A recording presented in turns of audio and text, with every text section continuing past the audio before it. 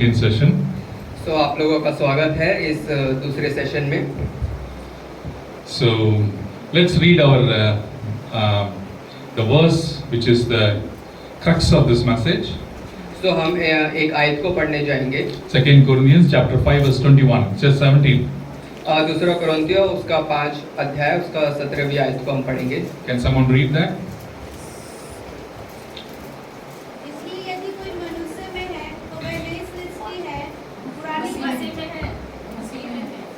Correct. Yeah. Go ahead. तो वह नई सृष्टि है, पुरानी बातें बीत गई है, देखो सब बातें नई हो गई है. Therefore, if anyone is in Christ, is a new creation. इसलिए जो कोई मसीह में है वो एक नई सृष्टि है. Old things are passed away. पुरानी बातें जो है वो बीत गई हैं. All things have become new. सब कुछ नया हो गया है. God has made us new creations. New creation. परमेश्वर ने हम सबको एक नई सृष्टि करके रचा है. So now I am going to share about how to grow in the Christian life. तो मैं अब आपसे इस विषय में बात करूंगा कि हमें एक मसीह जीवन में कैसे बढ़ना है.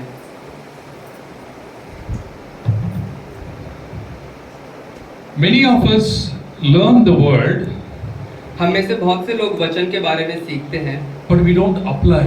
पर हम उन चीजों को अपने जीवन में करते नहीं हैं. Only when we apply, जब हम उन वचन को अपने जीवन में करना शुरू करते हैं, then the word of God becomes real and alive to us. तो वो परमेश्वर का वचन हमारे जीवन में सच होता है. We need to listen lot of messages in this teaching that is there in the word of God. हमें बहुत सारे उन वचनों को सुनने की जरूरत है जो परमेश्वर के वचन में लिखे हुए हैं. The reason is, इसका कारण ये है, we forget. हम भूल जाते हैं. When we forget, जब हम भूल जाते हैं, we even do not I was talking to my wife last night. मैं कल रात अपनी बीवी से बात कर रहा था.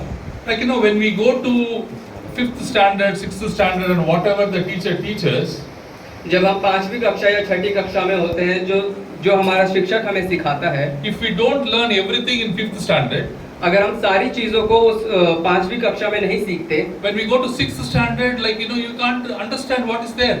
तो जब हम 6ठी कक्षा में जाते हैं तो हमें याद नहीं रहता कि हमने क्या सीखा है. Because you have not learned what was taught in 5th standard. क्योंकि हमने सही तरीके से 5वीं कक्षा को हमने पढ़ा नहीं था.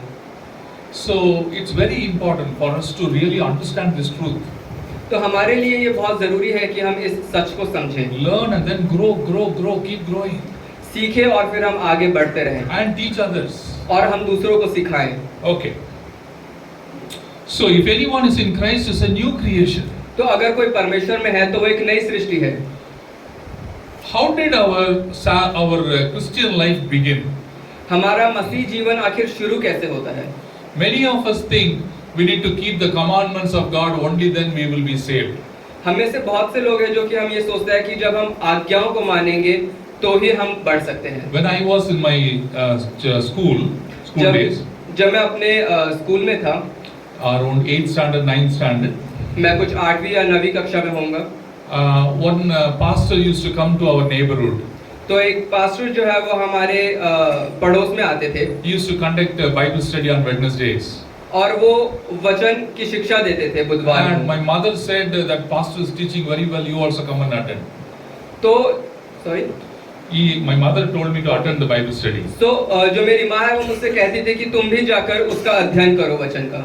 So as a family, me, my mother, my sister, we all used to go and sit and listen to the word of God. तो मैं और मेरी बहन हम जाके और उस वचन को सुना करते थे.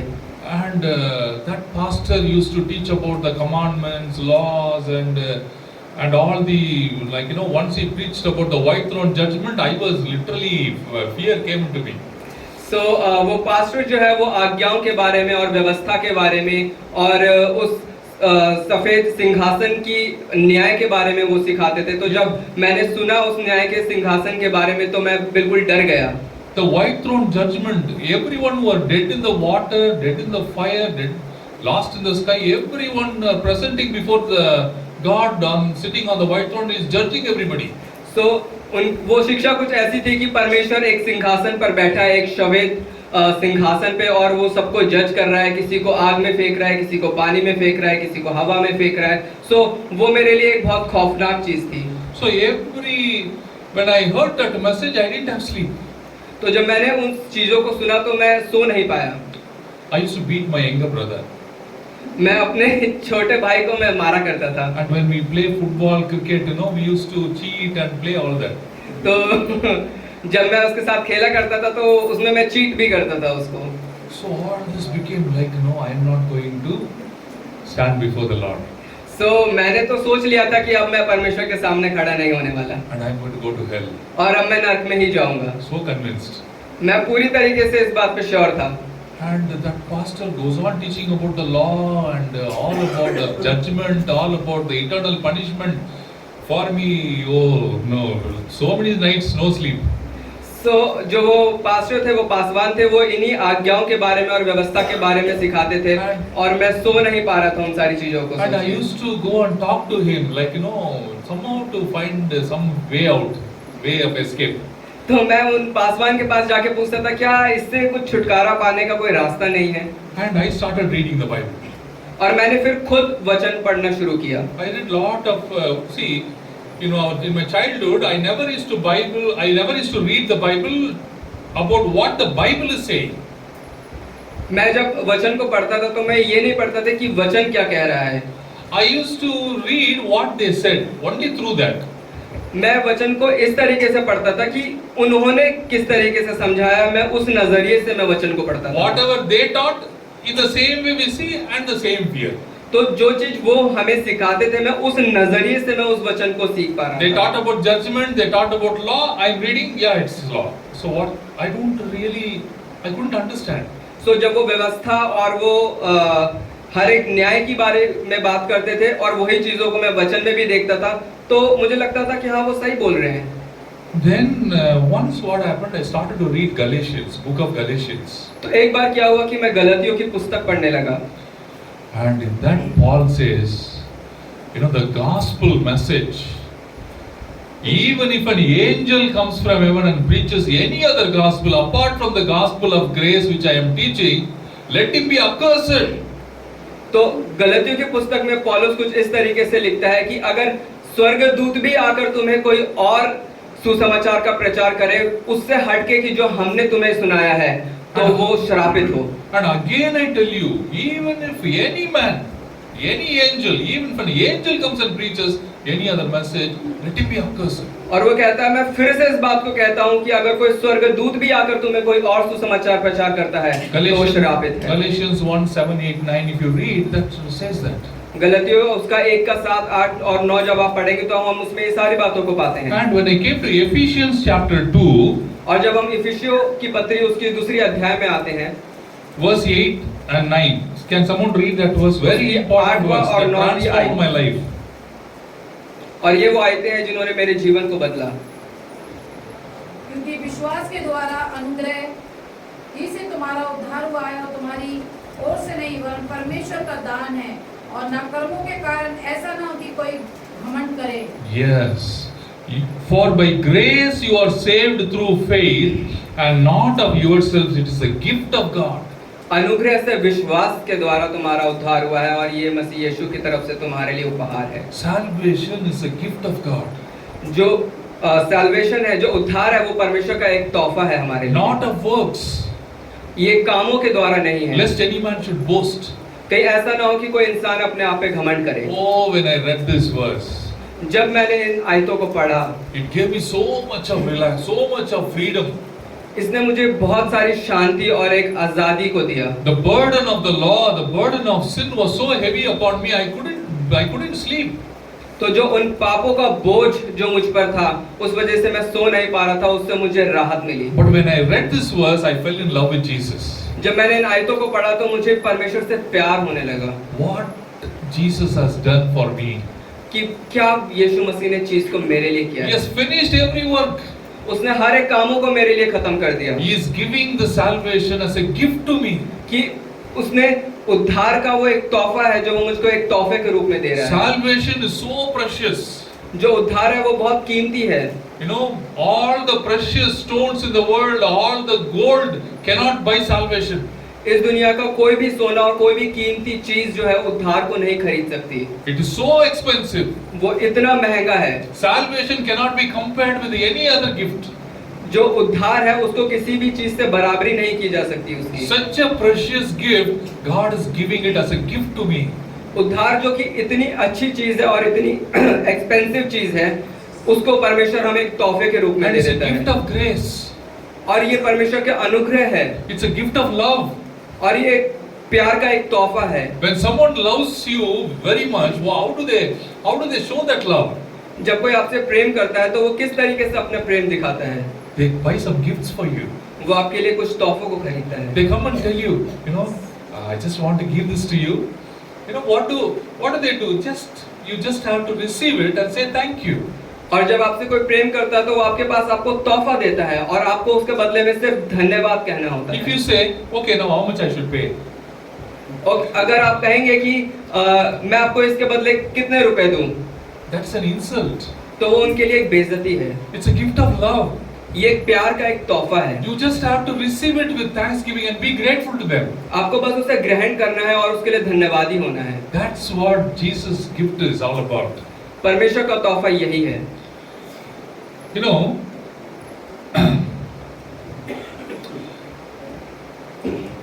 this grace that Bible is talking about, ये अनुग्रह जिसके बारे में परमेश्वर का वचन बताता in है, London, लंदन में when the queen goes in a chariot, जो एक रानी थी वो एक रथ पर जा रही थी, she sees some beggars on the street. They take out their hat and they bow down to the queen. और उसने कुछ भिखारियों को देखा जो कि अपनी टोपी को उतार के और उसको झुक के दंडवत कर रहे थे। And the queen sometimes would stop the chariot. और जो रानी है वो रथ को रोकती है। She will take some coins from her purse and put it into the hats of the beggars. और उन सिक्कों को निकाल के उन भिखारियों की टोपी में डाल देती है। Is there any obligation for the queen to do that? क्या रानी को ऐसा करने की कोई भी जरूरत है? No. नहीं। This act of showing favor to someone is called grace. ये जो उन्होंने एक भला काम जो किया है दूसरों के प्रति, उसी को अनुग्रह कहते हैं। This is an undeserved favor. ये एक वो भलाई है जिसको हम डिजर्व नहीं करते। We don't deserve it. हम उसके लायक नहीं हैं। God need not send His Son into the world to go and die on the cross. परमेश्वर को कोई जरूरत नहीं थी कि वो अपना पुत्र को भेजे और उसको हमारे लिए उस क्रूस पर चढ़ाए। But God loved us so much. पर परमेश्वर ने हमसे बेहद प्रेम किया है। He said, anything for my child. I will do anything, whatever, even it means for me to go, be nailed on the cross, suffer that kind of a pain. I am willing to do that for my child. परमेश्वर ने कहा कि मैं अपने बच्चे के लिए कुछ भी करने के लिए तैयार हूँ, चाहे बेशक उसके लिए मुझे क्रूस पर चढ़ के उन कीलों को अपने हाथ में ही क्यों ना लेना पड़े। That is the love of God. That is the grace of God. ये परमेश्वर का प्रेम है और ये परमेश्वर का अनुग्रह है। In the Old Testament, पुराने नियम में हम देखते हैं, book of Exodus, निर्गमन की पुस्तक में, I don't want you to read, just listen. मैं नहीं चाहता कि आप पढ़े, मैं चाहता हूँ बस आप सुने इस बात को।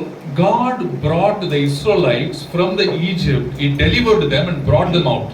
परमेश्वर ने इस्राएलियों को मिस्र देश से निकाला और उनको लेकर आया। And He brought them through the Red Sea by dividing the Red Sea, brought them out of the bondage and taking them to the promised land. और परमेश्वर उनको निकाल कर लेकर आता है और लाल समुद्र को चीर कर परमेश्वर उनको बाहर निकालता है। And on the way, it makes them to stop near the Mount Sinai. और परमेश्वर उनको सिनै पर्वत पर उनको रोक देता है।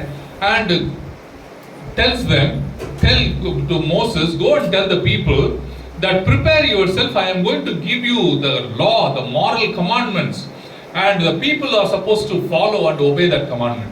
और परमेश्वर मूसा को ये आज्ञा देता है कि तू जा और इस्राएलियों से कह दे कि वो अपने आप को तैयार करें और मैं भोर होते ही उनको एक नई वाचा और व्यवस्था दूंगा। And when Moses came and told the people, you know what the Israelites said? और जब मूसा इस्राएलियों के पास आता है तो आप जानते हैं कि इस्राएलियों ने क्या कहा? Go and tell God, we will keep all the commandments. तो इस्राएलियों ने कहा कि जा तू कह दे परमेश्वर को कि हम सब कर लेंगे। So confident.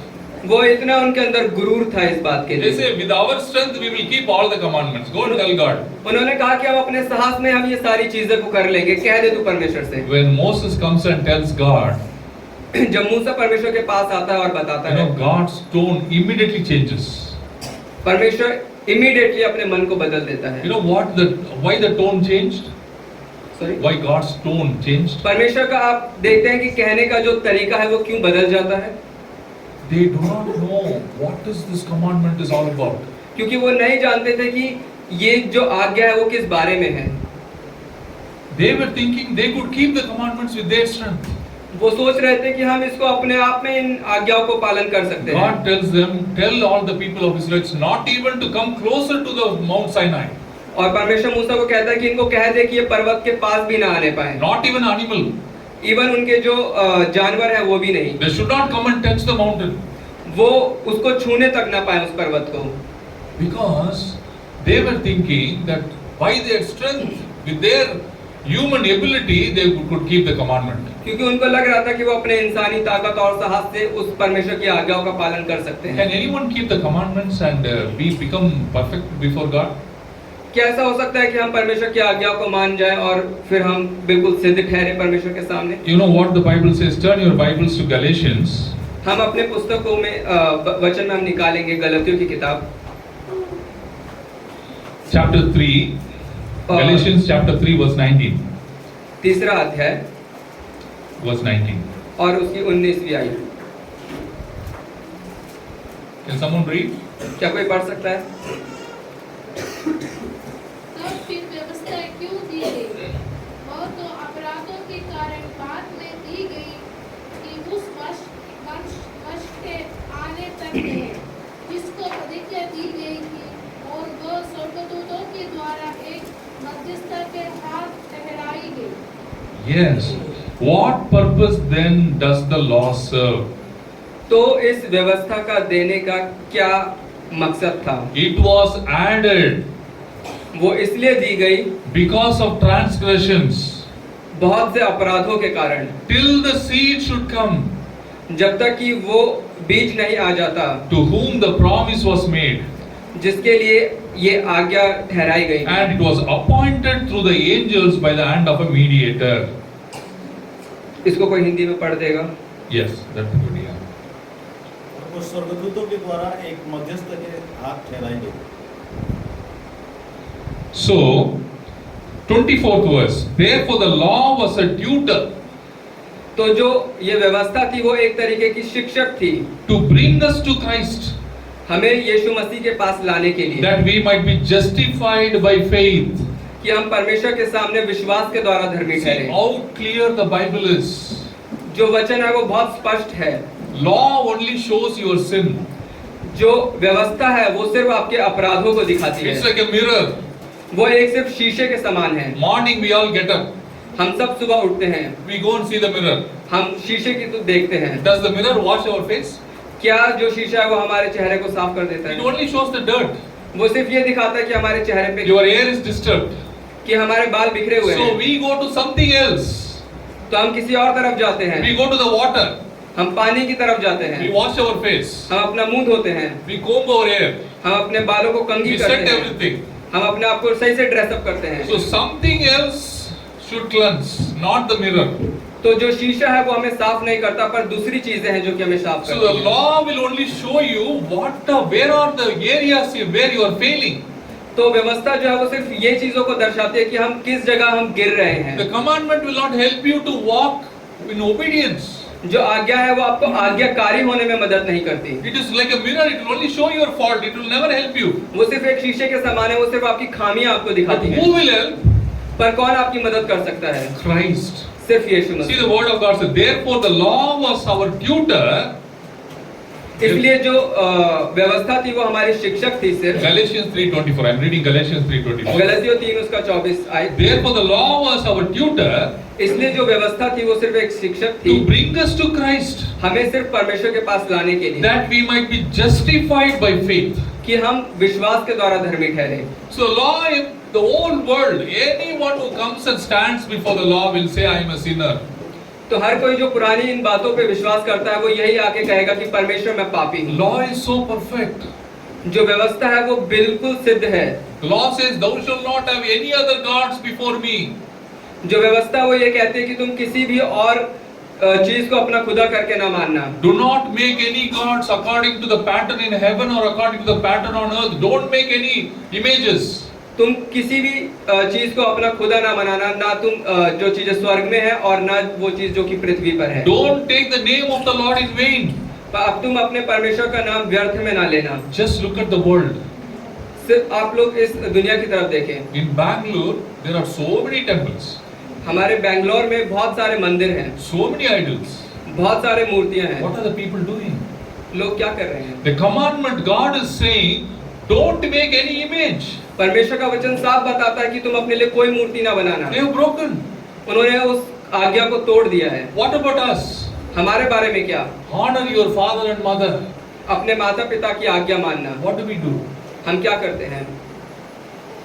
We don't keep the commandments. At least sometimes we obey, but not all the time. कभी कभार हम उन आज्ञाओं को मानते हैं पर हम हर बार नहीं मानते। Thou shalt not commit adultery. तुम व्यभिचार न करना, Thou shalt not murder. तुम खून न करना। Now when Jesus came, जब यीशु मसीह आया, Jesus taught. परमेश्वर ने बताया, It is written by Moses, मूसा द्वारा ये लिखा गया है Thou shalt not murder. कि तुम खून न करना। But I tell you, पर मैं तुमसे कहता हूँ, if you hate your brother or sister without a reason, without a cause, अगर तुम बिना किसी कारण के अपने भाई या अपने बहन से तुम अदावत रखते हो, if you are angry, अगर तुम उनसे नाराज हो, you already murdered in your heart. तुमने ऑलरेडी अपने मन में उनकी हत्या कर दी है। Jesus is further saying the law is upholding the law, is lifting the standard. तो यीशु मसीह जो है वो उस आज्ञा को एक और नए स्तर पर लेके जाता है। It is said by Moses, Thou shalt not commit adultery. मूसा ने ये कहा था कि तुम व्यभिचार न करना, But I tell you, पर मैं तुमसे कहता हूँ, if you look at a woman with the lustful eyes, you already committed adultery in your heart. अगर तुम किसी स्त्री को बुरी नजरों से भी देखते हो तो तुमने अपने मन में व्यभिचार कर चुके The हो। standard is further lifted. तो पर यीशु मसीह ने दोबारा उस व्यवस्था के स्तर को और ऊंचा उठा दिया। Can anyone live so perfect? क्या कोई इतनी सिद्धता के साथ जी सकता है? The law will show your sin जो व्यवस्था है वो केवल आपके पाप को दिखाती like है, a mirror, एक शीशे की but समान, it will not help you. पर वो आपकी मदद नहीं करती। Who can help you? कौन आपकी मदद कर सकता है? Only Jesus. सिर्फ यीशु मसीह। Only Jesus can help us. सिर्फ यीशु मसीह आपकी मदद कर सकता है। That's what the word says. इसलिए परमेश्वर का वचन कहता है, The law is like a tutor, is like a teacher bringing you to Christ. इसलिए परमेश्वर का वचन साफ कहता है कि व्यवस्था सिर्फ एक शिक्षक के समान है जो कि हमें यीशु मसीह के पास Just लेके like जाती we है। go to wash our face in the water, जिस तरीके से हम अपने वॉशरूम में जाते हैं और पानी से अपना चेहरा साफ करते to हैं, wash our conscience from guilt, from sin, we come to the Calvary's cross. तो इसी समान हम अपने दिल को साफ करने के लिए, उस गिलानी को हटाने के लिए हम क्रूस की तरफ जाते हैं। And at the cross of Calvary, what did Jesus do? और उस काल्वरी क्रूस पर यीशु मसीह ने क्या किया? As I said in my first message, He became sin. जैसे कि मैंने आपको पहले बता रहा था कि वो हमारे लिए पाप बन गया। God made Him sin. परमेश्वर ने उसी को पाप बना दिया। When God made Jesus sin, जब परमेश्वर ने यीशु मसीह को पाप ठहराया, He's hanging there alone. तो उसने उस यीशु मसीह को उस क्रूस पर टांग दिया। The relationship with the Father is broken now. तो अब जो पिता और पुत्र का जो रिश्ता था वो टूट गया उस समय। He's crying, my God, why have you forsaken और me? यीशु मसीह उस समय चीख के कह रहे थे कि हे मेरे पिता, तूने मुझे क्यों छोड़ दिया? He became sin. वो पाप बन गया हमारे लिए। And Jesus is kind of left alone. और यीशु मसीह जो इस समय वो बिल्कुल अकेला है। In the Trinity, there was a division. उस त्रिएकता में एक फर्क आ गया। Can you think about that?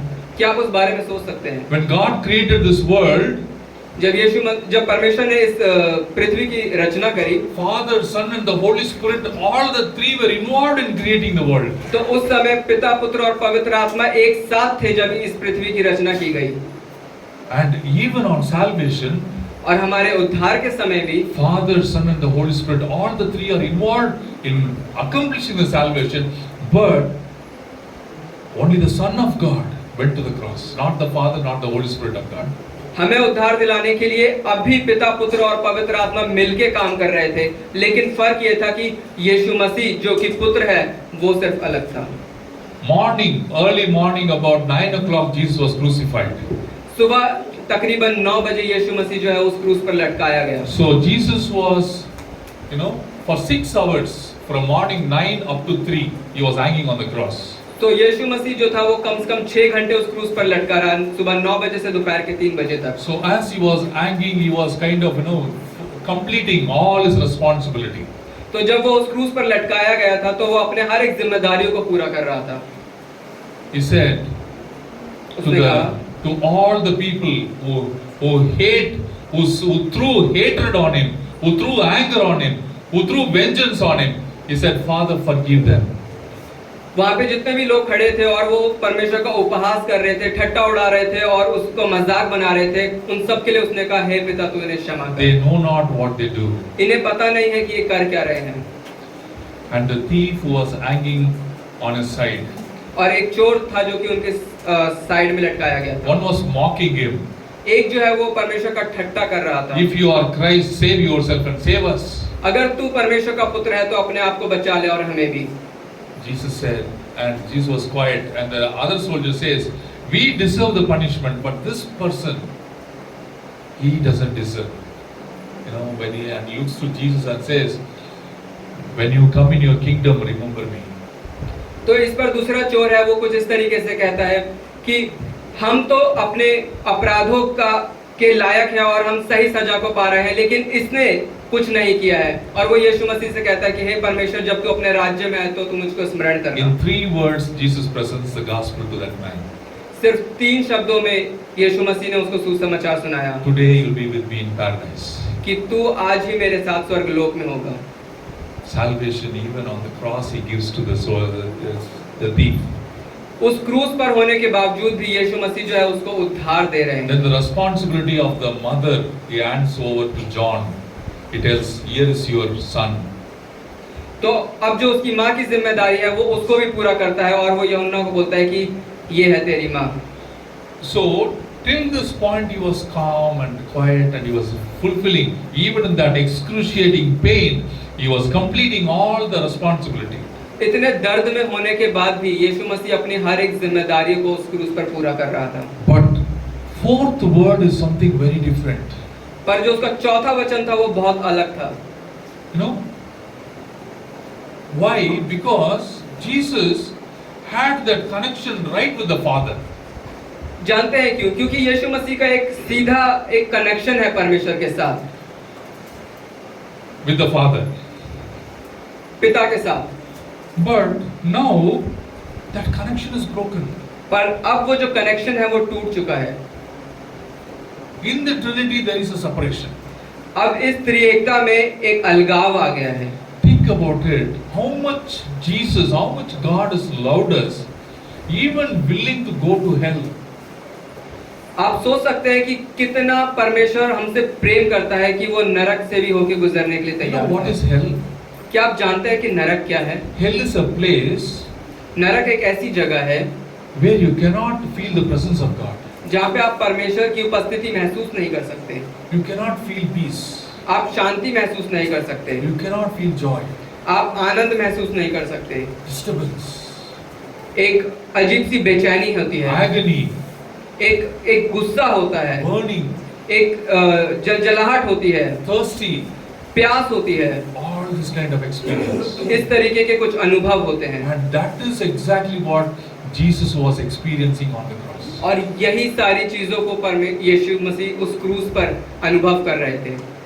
That is when he says, my God, everyone, my disciples left me, but you are with me now, even you. और उस समय यीशु मसीह कहते हैं कि हे मेरे पिता, तूने मुझे क्यों छोड़ दिया? And then he said, I thirst, I'm thirsty. फिर उसके बाद यीशु मसीह कहते हैं कि मैं प्यासा हूँ। And there was one kind soldier, he took some kind of vinegar, which is a kind of bitter drink. Probably he thought, if I give this to him, he might, he might be relieved from pain. वहाँ पर एक सैनिक था जो कि vinegar को उस जोफे में लगाकर यीशु मसीह को देता है। बेशक वो बहुत कड़वा होता है, लेकिन उसको लगा कि कुछ रिलीफ, उनको कुछ राहत मिलेगी। But when Jesus tasted it, he turned his face away. पर जब यीशु मसीह ने उसको चखा तो उसने अपना मुख मोड़ लिया। Probably he thought in the dizziness of taking the vinegar, some souls might be, their salvation may not be accomplished. Sorry? By taking the intoxicated vinegar, some salvation for some soul may not be accomplished. So अगर मैं उस drink को अगर मैं चख लूंगा तो शायद हो सकता है कि कुछ लोगों को उद्धार ना मिल पाए। Within that half an hour, उस आधे घंटे के अंतराल Jesus says, "It is finished." यीशु मसीह कहता है कि सब पूरा हुआ। With a bold voice, एक बोल्ड आवाज के साथ वो कहते हैं, sin, curse, all the consequences of sin, everything is paid. पाप और श्राप और हर एक चीजें सबके लिए परमेश्वर ने All the condemnation of sin of all the people is paid. सारे हमारे दंड को, अपराध को उसने हर एक चीज के लिए उसने चुका दिया। When Jesus said it is finished, he said tatalestai. That's a Greek word. जब यीशु मसीह ने कहा कि सब पूरा हुआ तो वो एक यूनानी शब्द है तेतेलस्tai। Paid in full. सब कुछ पूरा हुआ। In a legal, in a kind of accounts in bank, जब हम बैंक और हम लीगल चीजों में जाते हैं, the income and expenditure, when somebody takes a loan, and when he repays, they say paid in full, tatalestai. जब हम बैंक से लोन लेते हैं और जब हम उसको पूरा लोन हम दे देते हैं तो हम कहते हैं कि अब ये पूरा हो चुका है, पूरा हुआ। So all of mankind's sin was placed on Jesus, and what did Jesus do? He paid everybody's sin in completion, completely, totally. तो जब यीशु मसीह उस क्रूस पर चढ़ाया गया तो हमारे सारे पाप उसने ले लिए और उसने हर एक पाप को एक एक करके कैंसिल कर दिया और कहा कि पूरा हुआ। When he said tatalestai, he said paid in full. जब उसने कहा तेतेलस्tai तो उसका मतलब था कि अब सब कुछ पूरा हो चुका है। My message, some people might be thinking, like if so much of grace is given, will people after listening to this go and come very freely sin? They will live in sinful life? मेरा सुसमाचार सुनने के बाद बहुत से लोग ये सोच रहे होंगे, अगर इतना अनुग्रह और इतना प्रेम लोगों को दिया जाएगा तो ऐसा तो नहीं है कि कहीं वो पाप जीवन जीने लगे। When you receive the message of righteousness and when you receive the message of grace, you know what? Grace will never bring disgrace.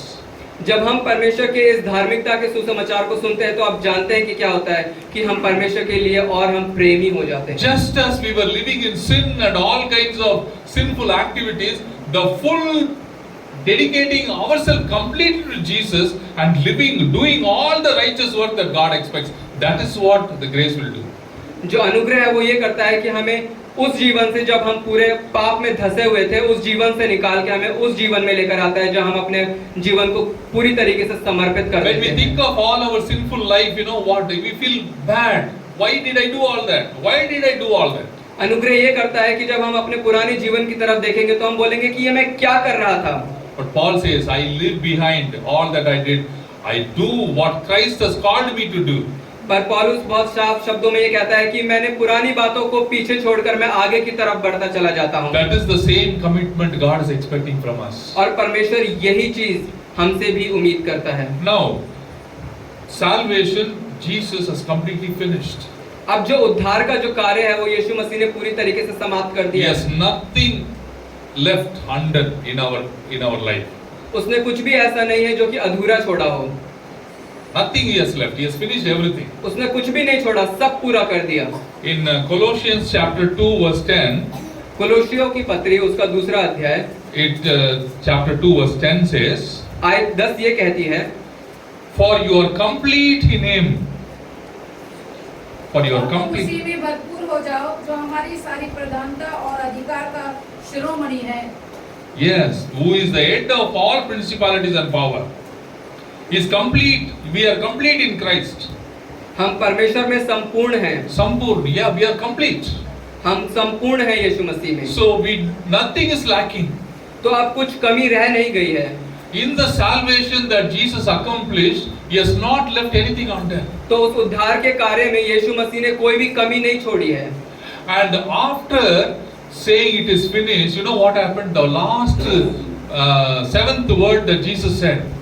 जब परमेश्वर ने ये कहा यीशु मसीह ने कि पूरा हुआ, तो आपको पता है कि 7वां वचन उसने क्या कहा? He said, Father, उसने कहा, हे पिता, into your hands मैं तेरे हाथों में I commend my spirit. मैं अपनी आत्मा को सौंप देता The हूँ। relationship that was broken on the cross between God the Father and God the Son, तो जब वो रिश्ता जो कि टूट गया था पिता और पुत्र के बीच में, that was reunited. वो दोबारा से एक हो गया। Jesus finished the salvation and went back to the Father.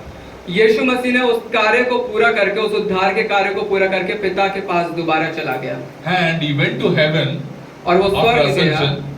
गया। यहाँ से जाने के बाद He went and sat at the right hand of the Father. और वो इस पृथ्वी से जाकर परमेश्वर के दाहिने हाथ जा बैठता है। You know what?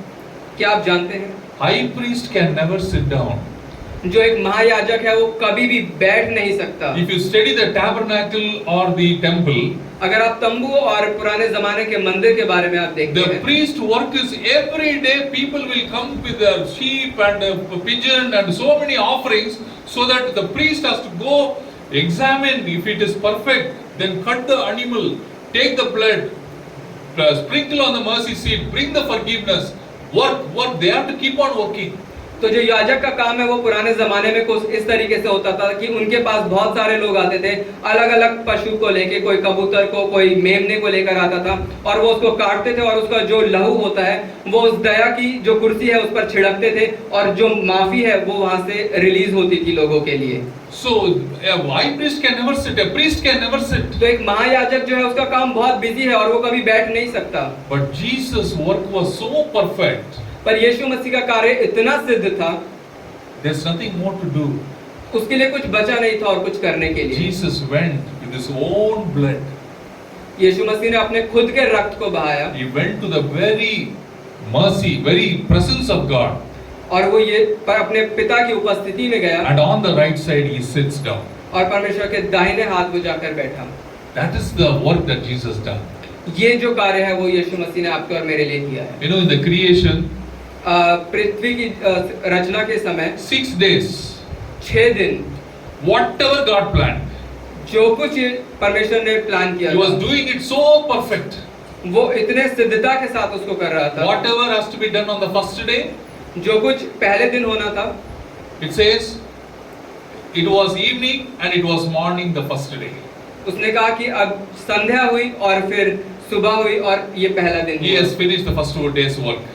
तो उसने इस तरीके से पहला दिन काम खत्म God किया। is doing on the second day, फिर परमेश्वर ने दूसरे दिन कार्य किया। whatever He wanted to do, He finished. It was evening and it was morning the second day. फिर परमेश्वर ने काम खत्म किया, संध्या हुई और सुबह हुई और इस तरीके से दूसरा दिन हुआ। Each day, whatever God planned to do, He finished the work. हर दिन परमेश्वर ने जो कुछ सोचा था उस दिन करने के लिए वो किया और उसको खत्म किया। Similarly, about the salvation, इसी तरीके से उद्धार के बारे में, about our redemption, हमारे छुड़ौती के बारे में, whatever God planned, Jesus has finished it, accomplished it on the cross. परमेश्वर ने जो सोचा था यीशु मसीह ने वैसा ही उस क्रूस पर हमारे लिए पूरा किया। And the Bible says, और वचन हमें बताता है God was in Christ reconciling the world unto Himself. परमेश्वर ने यीशु मसीह में होकर इस संसार को अपने से मेल मिलाप कराया। 2 Corinthians chapter 5, दूसरा कोरिन्थियों उसका 5वां अध्याय 19th verse. उसकी 19वीं आयत। Read in your language. अर्थात परमेश्वर ने मसीह में होकर अपने साथ संसार का मेल मिलाप कर लिया और अपने अपराधों का दोष उन पर नहीं लगाया और उसने मेल मिलाप का वचन हमें सौंप दिया। Yes, God was in Christ reconciling the world to Himself, परमेश्वर ने यीशु मसीह में होकर इस संसार का मेल मिलाप कराया, not imputing their trespasses to them, उनके अपराधों को गिनकर नहीं, and has committed to us the word of reconciliation. और हमें मेल मिलाप का सुसमाचार हमें सौंपा। Now God has completed everything, and you know, every child of God who receives the message of reconciliation says, you go and tell to the people who do not know this message. तो हर कोई आज जब हम इस सुसमाचार को सुनते हैं जो कि मेल मिलाप का सुसमाचार है, परमेश्वर हमसे कहता है कि यही मेल मिलाप का सुसमाचार तुम दूसरों को सुनाओ। I want to tell you an illustration from the Old Testament. मैं आपको कुछ दिखाना चाहता हूँ पुराने नियम से। But my time is what time? Okay. See, there is Cain and Abel. आपको याद है कि कैन और हाबिल के बारे में They both want to offer sacrifice to God. वो दोनों ही परमेश्वर के लिए सैक्रिफाइस को देना चाहते थे। So, who toiled much? तो किसने ज्यादा मेहनत करी? Is it Cain or is it Abel? तो कैन था या हाबिल था? Yes, you're right. He worked at least for 3 months. He plowed the ground, put water, fertilized the land, and then put the seeds and waited until the harvest came. आप सही कह रहे हो, वो कैन ही था। उसने 3 महीने तक वो ग्राउंड प्रिपरेशन करता रहा। उसने सींचा, पानी दिया, बीज को बोया, Then he waited for the harvest. और फिर उसने कटनी का इंतजार किया। In some Sunday school teachers they say he brought some rotten brinjals. Sunday school में बताया जाता है कि वो कुछ सड़े हुए बैगन लेकर आया था। No, he brought the best. वो बेस्ट लेकर आया था, बहुत अच्छा तोहफा लेकर आया था परमेश्वर But के he लिए। brought his own toil. पर वो अपनी मेहनत परमेश्वर के पास And he लेकर didn't आया, come by faith. और वो विश्वास से नहीं आया। He came and gave something best to God and thought, God will appreciate me because I have brought the best out of my hard work, out of my sweat of the brow, I have earned and brought it. उसने सोचा कि मैं परमेश्वर के पास जाऊंगा और अपने खून पसीने का तोहफा परमेश्वर को दूंगा और परमेश्वर बहुत खुश होगा मेरे से। But on the contrary, पर इसके विपरीत Abel जो हाबिल था, asked his parents, उसने अपने माता पिता के पास गया I want to go receive God's blessing. और उसने कहा कि मैं परमेश्वर की आशीषों को पाना चाहता हूँ, What should I do? मैं क्या करूँ? And Adam and Eve must have told, when we sinned, God cut the animal, shed the blood, took its skin and clothed us. You go with the animal, God will accept you. तो आदम और हवा ने कहा होगा कि बेटा जब हमने पाप किया था तो ये परमेश्वर ने क्या किया कि एक जानवर की बलि चढ़ाई और उसकी जो स्किन थी वो हमें पहनाई कपड़े के रूप में। तो तुम एक काम करो कि तुम भी एक जानवर की बलि को परमेश्वर के पास लेकर जाओ। Abel understood how to approach God. हाबिल को समझ में आ गया था कि अभी परमेश्वर के पास जाना कैसे Go है। in God's way, परमेश्वर के तरीके में जाना है go by faith. और विश्वास से जाना है। He took an animal, उसने एक जानवर को लिया maybe the sheep which he loved very much. और हो सकता है कि उसको वो मेमना ज्यादा पसंद It's हो। not there in the Bible, but I am telling. ये वचन में नहीं लिखा पर मैं ऐसा सोचता हूँ। But he took a best and fatted sheep और उसने क्या किया, एक अच्छा मेमने को लिया and he went and offered it as a sacrifice. और वो परमेश्वर के पास गया और उसको चढ़ाया। And when that smell of that blood was a fragrance, a aroma to God. और वो जो उस खून की जो खुशबू थी वो परमेश्वर तक पहुंची। What was God smelling? यीशु मसीह क्या सूंघ रहा था?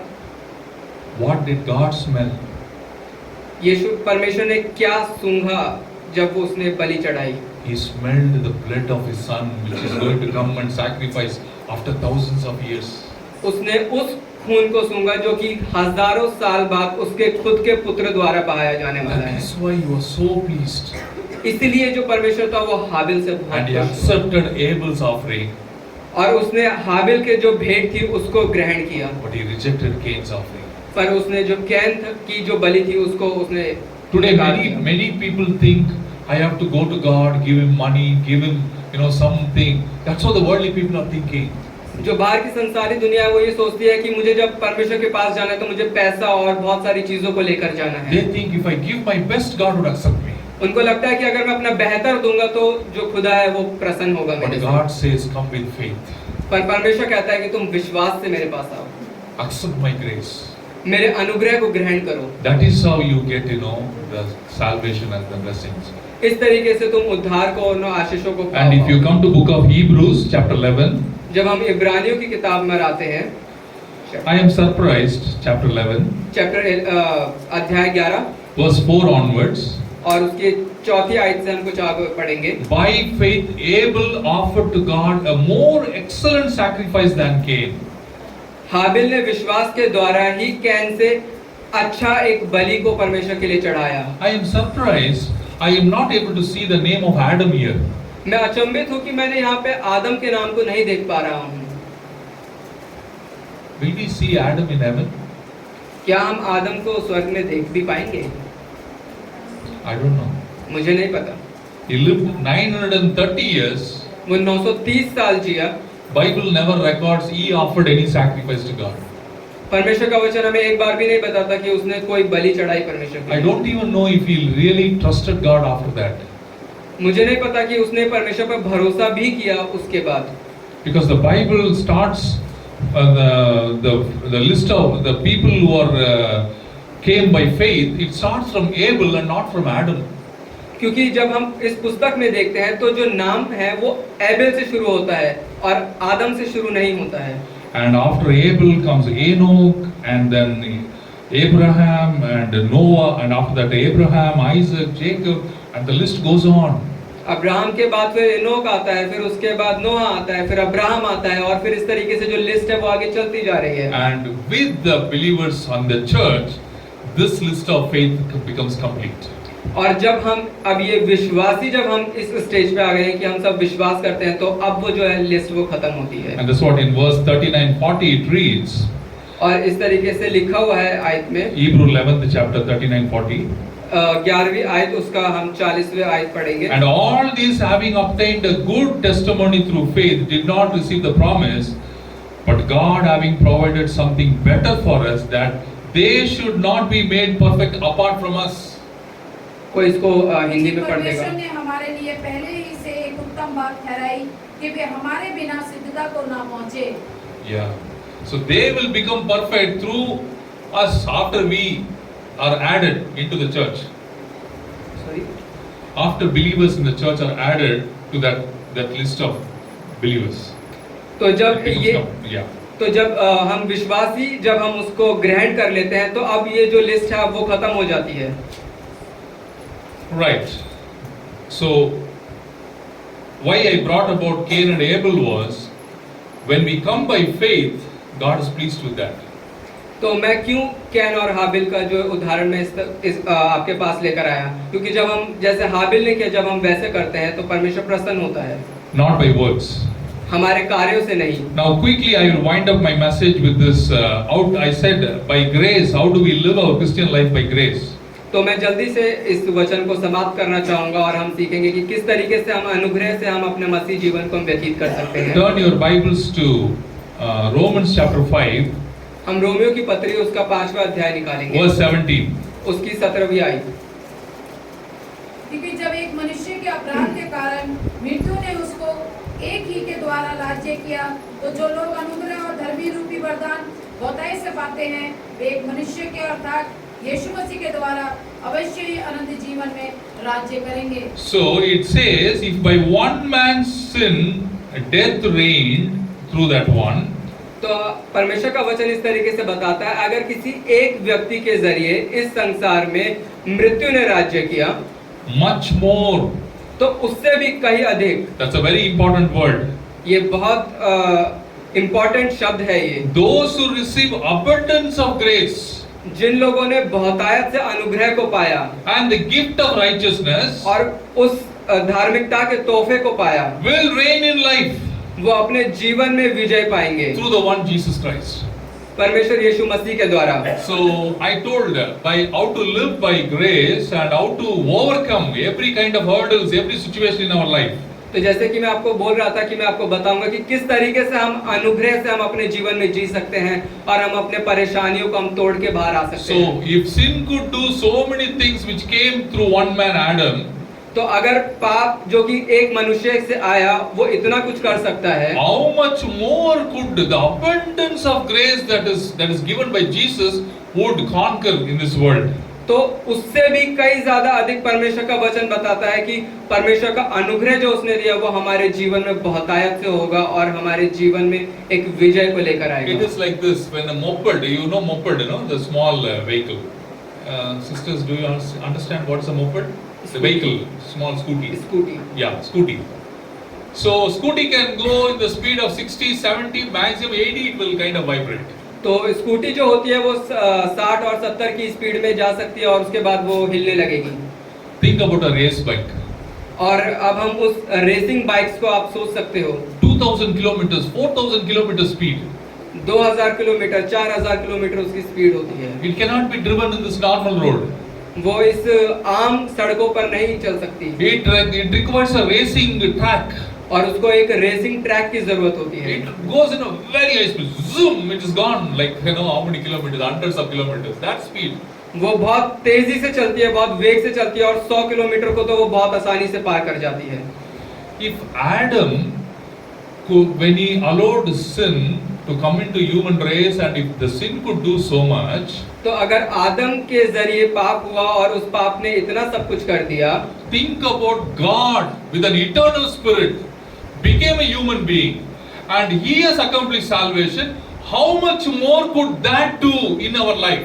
तो आप सोचिए कि जो परमेश्वर ने अपने आप को उस क्रूस पर चढ़ा के हमारे लिए किया है, वो जो बलि है, वो जो सैक्रिफाइस है, वो हमारे लाइफ में क्या कुछ नहीं कर सकता। God with an eternal spirit, परमेश्वर के पास वो एक अनंत जो आत्मा है, he went to the cross, वो उस क्रूस से होके गुजरा and Bible says और वचन हमें बताता है those who receive the gift of the abundance of grace and the gift of righteousness, तो परमेश्वर का वचन हमें बताता है कि जिन्होंने भी परमेश्वर के उस तोहफे को पाया, उस धार्मिकता के तोहफे को और उस उद्धार को पाया, will reign in life. वो अपने जीवनों में वो विजय हो पाएंगे। So what happens in our spirit if we have understood this truth? तो हमारी आत्मा में क्या होता है जब हम इस सच को हम पहचानते हैं? We will reign in our physical life, हम अपने शारीरिक जीवन में भी हम विजय को देखने पाते हैं। overcome sin, हम पाप को हम तोड़ के बाहर आ पाते हैं। overcome Satan, हम शैतान को हम मात दे सकते हैं। overcome temptation. हम जो हमारे जीवन में जो हमें बहकाने वाली चीजें, हम उनको तोड़ के बाहर आ सकते That हैं। is what is the life that we have, to overcoming life. यही जो जीवन है वो हमें जीना है कि हमें तोड़ना है उन बंधनों को Through the one Jesus Christ. सिर्फ उस एक यीशु मसीह के नाम के जरिए। So understand, our Christian life has started by grace. तो आप समझिए इस बात को कि हमारा जो मसीह जीवन है वो अनुग्रह से शुरू होता है। All through the Christian life is lived by grace. तो हमारा पूरा जो मसीह जीवन है वो चलता भी सिर्फ अनुग्रह के Many people think बदौलत है। salvation is by grace. बहुत सारे लोग सोचते हैं कि जो उद्धार है वो अनुग्रह के द्वारा है। After that, we have to live our Christian life. उसके बाद हमें हमारा लेखा जोखा है कि हम कैसे जीते हैं उसको No, आगे। no, no, no, no. नहीं नहीं नहीं नहीं। Christian life is lived by the grace of God. जो मसीह जीवन है वो सिर्फ अनुग्रह के द्वारा ही व्यतीत किया जा सकता More and है। more depend on Him. हमें और ज्यादा यीशु मसीह पर निर्भर होना है। Jesus taught us an example. यीशु मसीह ने हमें एक उदाहरण दिया है। Before doing anything in the day, कुछ भी अपने दिन में करने से पहले He would spend time in prayer with the Father. तुम अपने समय को पिता के साथ तुम व्यतीत करो। Whole night He will pray. Whole Night He will pray. पूरी रात यीशु मसीह ने प्रार्थना किया In पिता Mark से। 1:35, मरकुस उसकी 1:35 में हम देख पाते हैं। Jesus got up early in the morning and went and prayed. यीशु मसीह सुबह उठकर भोर में प्रार्थना करने जाता था He went पिता on the से। mountain top and prayed. वो पर्वत की ऊंची जगहों पे जाके परमेश्वर He से went in the प्रार्थना करता wilderness and prayed. था। वो जंगलों में जाके परमेश्वर से प्रार्थना Before करता going था। to the cross, He went to the garden of Gethsemane and He prayed. और उस क्रूस की ताड़ना से पहले भी वो गेत्सेमनी बाग में गया और उसने प्रार्थना करी। He said, pray at least 1 hour so that you may overcome your temptations. तो परमेश्वर का वचन बताता कि हमें एटलीस्ट हमें 1 घंटा प्रार्थना करने की जरूरत है ताकि हम उन बंधनों को अपने जीवन में So तोड़ the सकें। secret of Christian life is going and asking and spending time with the Father. तो जो हमारा जो सीक्रेट है जो इस मसीह जीवन का वो ये है कि हम अपना समय परमेश्वर के साथ व्यतीत करें। That intimate relationship with the Father is what makes us filled by the Holy Spirit and live a victorious life. तो वो जो रिश्ता है परमेश्वर के साथ और उसकी आत्मा को ग्रहण करना है वो हमें हमारे एक मसीह जीवन को जीने में मदद So करेगा। God bless you. परमेश्वर आप सभी को आशीष दे। I have a few verses to give. Maybe you can go and read this later. मेरे पास कुछ आयतें हैं जिनको आप बाद में पढ़ सकते Or if हैं you want, you can read it here and then go and meditate upon that later. और हो सकता है कि आप इसको अभी पढ़ सकते हैं और बाद में आप इसको मेडिटेट कर सकते हैं। Romans chapter 3 verse 22 to 25. Maybe someone can read that. Romeo उसका 3 अध्याय उसका 22 से 25 हम पढ़ेंगे। अर्थात परमेश्वर की वह धार्मिकता जो यीशु मसीह पर विश्वास करने से सब विश्वास करने वालों के लिए, क्योंकि कुछ भेद नहीं इसलिए कि सब ने पाप किया और परमेश्वर की महिमा से रहित हैं, परंतु उसके अनुग्रह से वो छुटकारे के द्वारा जो मसीह यीशु में है सेत में धर्मी ठहराए जाते हैं। उसे परमेश्वर ने उसके लहू के कारण एक ऐसा प्रायश्चित ठहराया जो विश्वास से आज्ञाकारी होता है कि जो पाप पहले किए गए और जिन पर परमेश्वर ने अपनी सहनशीलता के कारण ध्यान नहीं दिया उनके विषय में वह अपनी धार्मिकता प्रकट करे, वरन इसी समय उसकी धार्मिकता प्रकट हो कि जिससे वह आप ही धर्मी ठहरे और जो यीशु पर विश्वास करे उसका भी धर्मी ठहरने वाला हो। Yes, being justified freely by His grace अनुग्रह के द्वारा मुफ्त में धार्मिक ठहराए through the गए redemption उस छुड़ौती के that कारण is in Christ Jesus. जो यीशु मसीह में है। Being justified freely by His grace हम मुफ्त में हम धार्मिक ठहरे हैं through the redemption that is in Christ Jesus. जो उस छुड़ौती जो कि यीशु मसीह में है। So our entire faith, our trust is in the redemption which God gives us a free gift by grace. तो हमारा जो पूरा भरोसा है वो उस छुड़ौती पर है जो कि यीशु मसीह ने हमें मुफ्त में और आजादी से दी है। Meditate on these verses. इन आयतों पर आप मनन करें। Romans chapter 5, रोमियो उसका 5वां अध्याय you can read from 22 to 25, 26. आप 22 से 26 तक पढ़ सकते हैं। Corinthians chapter 5, कोरिन्थियो उसका 5वां अध्याय, second Corinthians chapter 5, दूसरा कोरिन्थियो उसका अध्याय 5, 17 to 21.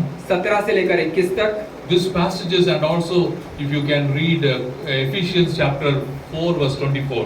आप इफिसियों की पत्री उसका 4 का 24 भी पढ़ It सकते says, हैं। put on the new man. वो इस तरीके से कहता है कि तुम एक नए मनुष्यत्व को पहन लो। That verse is very important. Maybe we can read and then close. और नए मनुष्य को पहन लो जो परमेश्वर के अनुरूप सत्य की धार्मिकता और पवित्रता में सृजा गया है। Yes. No, to live a victorious life, like I'm wearing a tie, maybe if I am also wearing a blazer, just think. एक विजय जीवन जीने के लिए क्या जरूरी है कि क्या मैं ब्लेजर और कोट पहन के और टाई लगा के मैं आऊं? If I come like this, अगर मैं ऐसा आता हूं will I go to a small petty shop on the roadside and drink some tea? तो क्या मैं किसी एक छोटी सी टपरी वाली चाय पीऊंगा मैं जाकर? No. नहीं, We go to a good hotel. हम एक अच्छे होटल में जाएंगे। We go and at least for the sake of the dress that I'm wearing. कम से कम उस जो ड्रेस को हमने पहना है उसी के कारण हम एक अच्छे रेस्टोरेंट में I जाएंगे। go to a good hotel and order a good cup of tea and enjoy the tea. हम एक अच्छी जगह जाएंगे, एक अच्छे होटल में जाएंगे और एक अच्छी चाय को हम ऑर्डर करेंगे। Now inside we have become righteous, we have become saint, we have become a child of God. अब हम अंदरूनी तरीके से हम परमेश्वर के बच्चे हो गए हैं, धार्मिक हो गए हैं। Now put on that new man. अब हमें उस नए मनुष्यत्व को पहनना है। Put on that consciousness. अब हमें उस विवेक को पहनना I है। am a child of God. मैं परमेश्वर का पुत्र हूँ, I am a saint. मैं संत हूँ। And how will I live? और मैं कैसे I जीऊंगा? will live like a saint. मैं संत के जैसे I will live जीऊंगा। like a child of God. मैं परमेश्वर के पुत्र I जैसे will live like a जीऊंगा। righteous man. मैं धर्मी मनुष्य जैसे So जीऊंगा। that is the secret. ये सीक्रेट है। The more and more we understand, God has given me a new a robe of righteousness. तो हम जितना इस बात पे हम मनन करेंगे कि परमेश्वर ने हमें एक वो नई रस्सी दी है धार्मिकता So I की, will live a righteous life. तो मैं अब एक धर्मी जीवन I नहीं will live a जीऊंगा, victorious life. मैं एक विजयी जीवन May जीऊंगा। God bless. Shall we close परमेश्वर our आप eyes? सबको आशीष दे।